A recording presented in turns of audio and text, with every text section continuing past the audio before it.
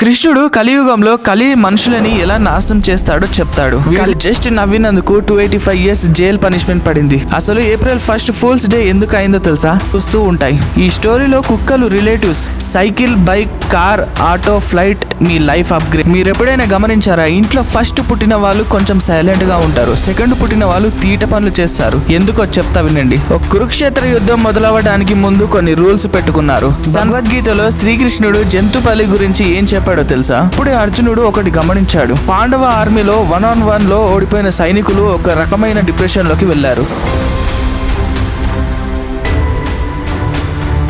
అది కురుక్షేత్ర యుద్ధం 4th day. First 3 days కౌరవులే గెలవడంతో ఎలా అయినా 4th డే గెలవాలని పాండవులు ప్లాన్ చేసుకుని వస్తారు. డే మొత్తం 2 sides యుద్ధం బాగా చేస్తారు. యుద్ధం ఇంకొక గంటలో అయిపోతుందనే టైంకి గెలుపు 80% పాండవుల సైడే ఉంది. కానీ లాస్ట్ 1 hour కూడా అలానే హోల్డ్ చేస్తే ఆ రోజు గెలుపు పాండవులదే. అప్పుడే అర్జునుడు ఒకటి గమనించాడు. పాండవ ఆర్మీలో 1-on-1 లో ఓడిపోయిన సైనికులు ఒక రకమైన డిప్రెషన్ లోకి వెళ్లారు. 1-on-1 ఫైట్ లో గెలిచిన సైనికులు గర్వంతో, అహంతో వాళ్ళ మనసు నిండిపోయింది.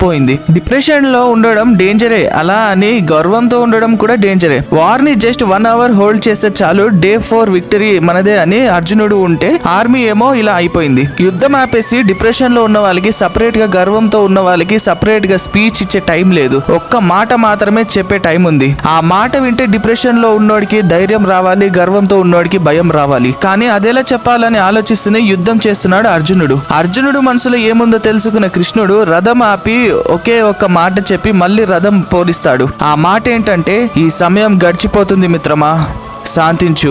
డిప్రెషన్ లో ఉన్నోడి దగ్గరికి వెళ్ళి ఈ టైం వెళ్ళిపోతుంది వెయిట్ చేయి అంటే వాడికి ఒక హోప్ దొరుకుతుంది. నిజమే కదా అని అదే గెలుపు బాటలో ఉన్నోడికి ఈ టైం వెళ్ళిపోతుంది వెయిట్ చేయి అని చెప్తే వాడికి లోపలున్న భయం మొదలైంది. అలా ఒకే మాటతో సైన్యం మొత్తాన్ని అలర్ట్ చేసి డే 4th ని విక్టరీతో ఫినిష్ చేశారు పాండవులు. ఈ రోజు నువ్వు పవర్ లో ఉండి గెలవచ్చు, వాడికి పవర్ లేక ఓడిపో ఉండొచ్చు. కానీ అందరూ కృష్ణుడు చెప్పింది గుర్తుపెట్టుకోండి, ఈ సమయం గడిచిపోయింది, శాంతించండి.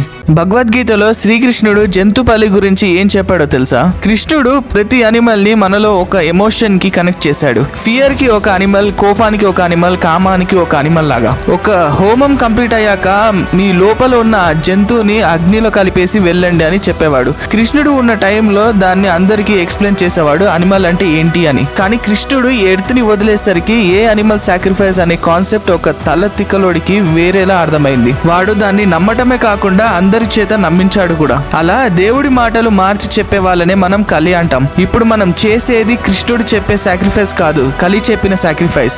హిందూ పురాణాలలో చెట్టుకు పుట్టకి కూడా పూజలు చేస్తారు. అలాంటిది జంతువులని వాళ్ళకి బలిగా ఇవ్వమని ఎలా అడుగుతారు? హిందూ గాడ్స్ లో ప్రతి దేవుడికి ఏదో ఒక అనిమల్ వెహికల్ గా ఉంటుంది. అది అనిమల్స్ మనకి ఎంత ఇంపార్టెంట్ అని చెప్పే విధానం. And most important thing, Bhagavad Gita animal sacrifice గురించి ఎలా రాస్తుంది? జంతువుని మంటల్లో వేయటమే నిజంగా జంతువుని తెచ్చి మంటలు వేయడం కాదు అర్జున. పాత రోజులతో పోల్చుకుంటే మోడర్న్ హిందూయిజంలో ఈ అనిమల్ సాక్రిఫైస్లు బాగా తగ్గాయి. ఫ్యూచర్ లో ఇంకా తగ్గుతాయి. దేవుడిని పూజించడం కంటే దేవుడిని అర్థం చేసుకోవడం చాలా ఇంపార్టెంట్. కురుక్షేత్ర యుద్ధం మొదలవడానికి ముందు కొన్ని రూల్స్ పెట్టుకున్నారు. సన్ రైజ్ అప్పుడు యుద్ధం స్టార్ట్ చేయాలి, సన్సెట్ కి యుద్ధం ఆపేయాలి. ఒకరితో ఒకళ్ళు మాత్రమే యుద్ధం చేయాలి.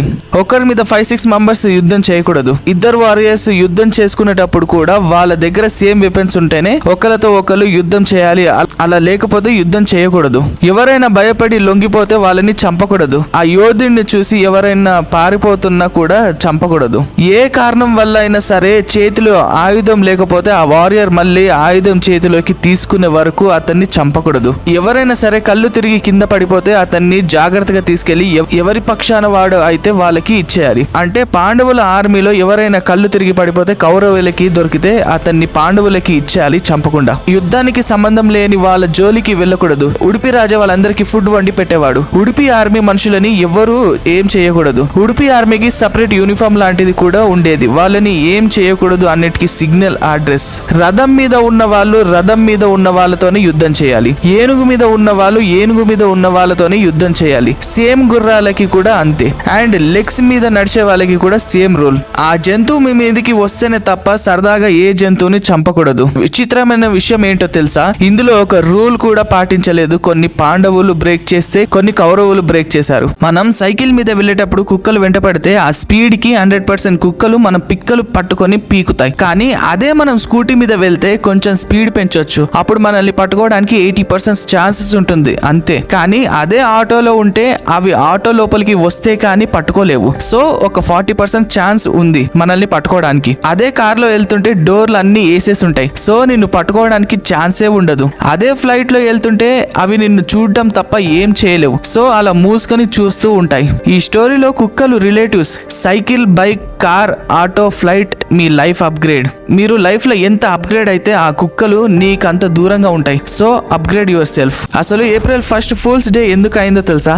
చెప్తా వినండి. ఫ్రాన్స్ లో 2 క్యాలెండర్లు ఉండేవి. ఒక దాని పేరు జూలియన్ క్యాలెండర్, ఇంకో దాని పేరు జార్జియన్ క్యాలెండర్. 1500 సంవత్సరాల వరకు జూలియన్ క్యాలెండర్ ని యూజ్ చేసేవాళ్ళు. అందులో న్యూ ఇయర్ ఏప్రిల్ 1 కి వచ్చేది. 1500 సంవత్సరాల తర్వాత జూలియన్ క్యాలెండర్ ని తీసేసి జార్జియన్ క్యాలెండర్ ని ఇంట్రొడ్యూస్ చేశారు. అందులో న్యూ ఇయర్ జనవరి 1 కి వచ్చేది. ఫస్ట్ అన్అఫిషియల్ గానే జార్జియన్ క్యాలెండర్ యూజ్ చేసేవాళ్ళు, కానీ 1564లో కింగ్ చార్లెస్ దాన్ని అఫీషియల్ గా చేశాడు. అప్పటి నుండి అందరూ జనవరి 1 న్యూ ఇయర్ చేసుకోవడం స్టార్ట్ చేశారు. ఫ్రాన్స్ లో న్యూ ఇయర్ అఫీషియల్ గా జనవరి 1 చేశాక కూడా చాలా మంది జూలియన్ క్యాలెండర్ ని ఫాలో అయ్యి ఏప్రిల్ 1 న్యూ ఇయర్ చేసేవాళ్ళు. ఎలా అయినా ఇది ఆపాలని ఏప్రిల్ 1 న్యూ ఇయర్ చేసుకోవాలని ఫూల్స్ లాగా చూడటం స్టార్ట్ చేశారు. వాళ్ళ ఇంటికి April 1 fake new year party invitations పంపేవాళ్ళు. అది చూసి పాపం వాళ్ళు ఆ ప్లేస్ కి వచ్చేవాళ్ళు. అక్కడికి వచ్చాక వాళ్ళని ఫూల్ అని చెప్పి ఏడిపించేవాళ్ళు. అప్పటి నుండి జూలియన్ క్యాలెండర్ ఫాలో అవుతూ ఏప్రిల్ 1 న్యూ ఇయర్ చేసే వాళ్ళని చూసి నవ్వడం, ఫూల్ అనడం ఎక్కువ అయిపోయింది. వాళ్ళు ఫూల్ అయింది ఏప్రిల్ లో కాబట్టి అది కాస్త ఏప్రిల్ ఫూల్ గా మారింది. ఒక అమ్మాయి ప్రెగ్నెంట్ అయిందంటే తను ఫీల్ అయ్యే ప్రతి ఎమోషన్ ఎఫెక్ట్ కడుపులో ఉన్న బిడ్డ మీద పడుతుంది. నార్మల్ గా ఫస్ట్ టైం ప్రెగ్నెంట్ అయిన వాళ్ళకి ఈ జర్నీ ఎలా ఉంటుందో, డెలివరీ ఎలా జరుగుతుందో అన్న భయం ఉంటుంది. డేట్ దగ్గర పడే కొద్దీ స్ట్రెస్ ఎక్కువ అవుతుంది.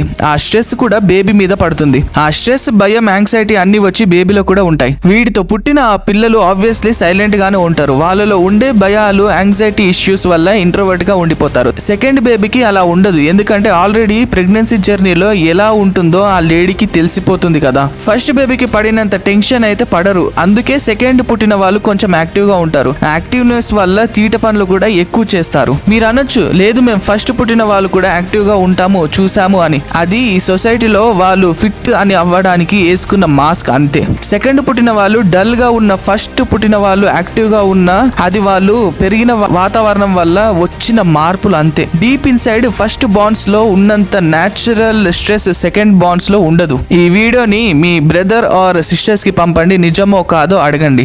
వీడు జస్ట్ నవ్వినందుకు 285 years జైల్ పనిష్మెంట్ పడింది. వీడి స్టోరీ చెప్తా వినండి. వీడి పేరు డాంగ్ రైట్. వీడి ఏజ్ వచ్చి 18 years. ఒక లోకల్ బార్ లో పనిచేస్తున్నాడు. వీడికి వచ్చే డబ్బులు సరిపోక దొంగతనం చేద్దాం అనుకుంటాడు. దొంగతనానికి వాడి ఇద్దరు ఫ్రెండ్స్ ని హెల్ప్ అడిగాడు. అలా ఒక స్టోర్ లో వర్క్ చేస్తున్న జార్డన్ అనే హై స్కూల్ అబ్బాయిని రాబ్ చేద్దాం అనుకున్నారు. కానీ ఆ అబ్బాయి రివర్స్ ఫైట్ చేయడంతో గన్ తో కాల్చి చంపేస్తారు. కేసు కోర్టుకి వచ్చింది. సీసీ క్యామ్ లో మొత్తం రికార్డ్ అవ్వడంతో చంపినందుకు వీడికి 25 years జైలు శిక్ష పడింది. హెల్ప్ చేసినందుకు వీళ్ళకి 10 years పడింది. కోర్టులో వాళ్ళ అబ్బాయి జార్డన్ ని తలుచుకొని వాళ్ళ అమ్మ ఏడ్చింది. వాళ్ళ అమ్మ ఏడుస్తుంటే వీడు చూడండి ఎలా నవ్వుతున్నాడో. జార్డన్ వాళ్ళ ఫాదర్, నా కొడుకుని ఎందుకు చంపావు, వాడు చిన్న పిల్లోడు అని అడుస్తుంటే జార్డన్ ఫాదర్ ని చూసి కూడా వాడు నవ్వాడు. ఇది చూసిన జడ్జ్, నువ్వు వాళ్ళ అబ్బాయిని చంపేశావు, వాళ్ళు ఏడుస్తుంటే నవ్వుతున్నావు, నువ్వు నాకు కనీసం మనిషిలా కూడా కనిపించట్లేదు, నీ జైలు శిక్ష 25 years కాదు 285 years కి పెంచుతున్నా అని అన్నాడు. అది వినంగానే ఈ కొండముచ్చు నా కొడుకు మొహం మీద నవ్వు మాయమైపోయింది. నేను కావాలని నవ్వలేదు, నాకు భయంగా ఉంది, అది కవర్ చేసుకోవడానికి నవ్వా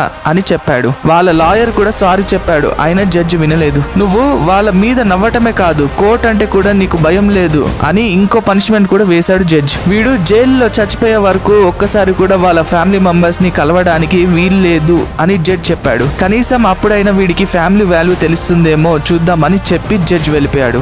కలి మనల్ని నాశనం చేయడానికి 5 ఎలిమెంట్ ని మన శరీరంలోకి పంపిస్తాడు. అందులో మొదటిది మత్సర్య. మత్సర్య అంటే జెలసీ, పక్క వాళ్ళని చూసి కుళ్ళుకోవడం. నువ్వు జెలసీని బీట్ చేస్తే నెక్స్ట్ వచ్చేది మాడ అంటే ఈగో. నువ్వు కష్టపడి ఆ ఈగోని కూడా బీట్ చేస్తే నెక్స్ట్ వచ్చేది లోభ అంటే గ్రీడ్. నీ దగ్గర ఎంతున్నా ఇంకా కావాలి ఇంకా కావాలి అనుకోవడం. దాన్ని బీట్ చేస్తే దాని తర్వాత వచ్చేది క్రోధ, యాంగర్. యాంగర్ అనేది మనల్ని నాశనం చేయడానికి మన మీద కలి యూజ్ చేసే వెపన్. నువ్వు కష్టపడి వీటన్ని అన్నిటిని బీట్ చేసావంటే అప్పుడు అల్టిమేట్ బాస్ ని పంపుతాడు. అదే మోహ. సింపుల్ గా చెప్పాలంటే కామం. నువ్వు ఫస్ట్ 4 ఎలిమెంట్స్ ని బీట్ చేయడానికి ఎంత కష్టపడాలో ఈ 5th ఎలిమెంట్ ని అయినా కామాన్ని బీట్ చేయడానికి కూడా అంతే కష్టపడాలి. ఎలాంటి సిచ్యువేషన్ లో అయినా ఈ బాడీ కామానికి లొంగిపోతే కలి సక్సెస్ అయినట్టే. నీ పార్ట్నర్ మీద కాకుండా ఇంకా ఎవరి మీద నీకు కామం వచ్చినా నువ్వు ఆ కలి కంట్రోల్లో ఉన్నావని మహావిష్ణువు చెప్తాడు. ఎప్పటికప్పుడు వాళ్ళ పార్ట్నర్ ని కాకుండా వేరే మనిషిని కామంతో చూసిన వాళ్ళు చనిపోవాలంటే ఈ భూమి మీద 99.9% హ్యూమన్స్ చనిపోతారు. నువ్వు ఎప్పుడైతే ఈ 5 ఎలిమెంట్స్ ని బీట్ చేస్తావో నువ్వు ధర్మాన్ని కాపాడుతున్నట్టు అని కృష్ణుడు చెప్తాడు. ఎప్పుడైతే ఈ 5 ఎలిమెంట్స్ కి ప్రపంచంలో ఉన్న ప్రతి మనిషి లొంగిపోతాడో అదే యుగాంతానికి సంకేతం. అప్పుడే మహావిష్ణువు దశావతారం అయిన కలికి ఈ భూమి మీదకి అడుగు పెడతాడు.